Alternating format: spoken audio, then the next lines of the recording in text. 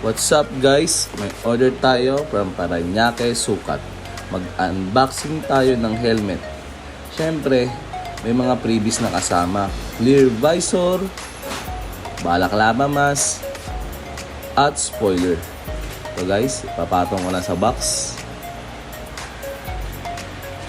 May kasama rin siyempre na helmet bag.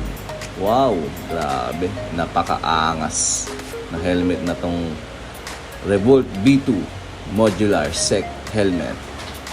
Yan guys, may kasama na rin manual certification at sec sticker. Yan. Dual visor. Ayan ang inner visor niya. Siyempre naangat yan. Pwede siya maging half face.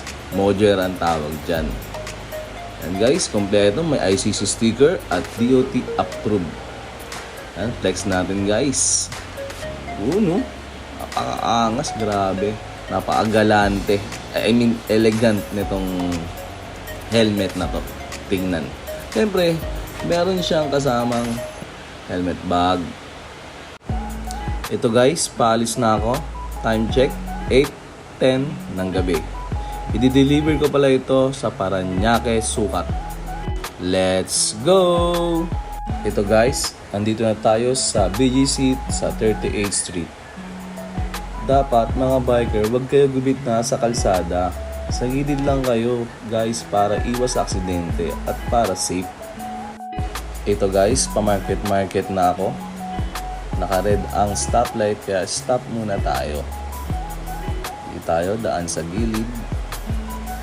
Bigyan natin daan ang mga taong tumatawid, mas lalo na sa mga pedestrian lane. Andito na tayo sa C5 going to McKinley. At ito na nga, walang pagbabago. Traffic pa rin dito sa C5 going to southbound.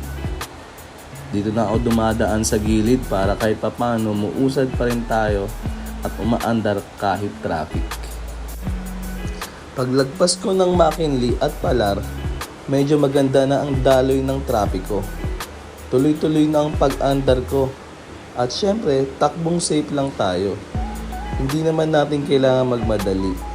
Ang importante, ligtas ka sa iyong pupuntahan. You know, tuli ni Lalamove Rider. Gumuguhit, naka top speed 143. Hehe. Shoutout nga pala sa mga Lalamove Rider dyan. Isa rin sila sa nakakatulong sa akin para ma-deliver nila ang helmet pag malayo ang location ni buyer. Malaking tulong sila sa akin. Kahit papano binibigyan ko rin sila ng tip kasi mahirap talaga ang buhay kalsada. At ito guys, andito na ako sa SM City Bicutan at papasok na po ako dito sa Parañaque. Paglipas ng ilang minuto, nadaanan ko na tong Hospital and Medical Center Parañaque. Malapit na ako sa pin location kung saan ko i-deliver yung helmet. At ito guys, andito na ako sa Wing and Out kung saan nag-aantay na pala si buyers sa akin. Mas nauna sila kasi excited na daw sila ma-receive yung order nila. Ride safe guys and see you next ride.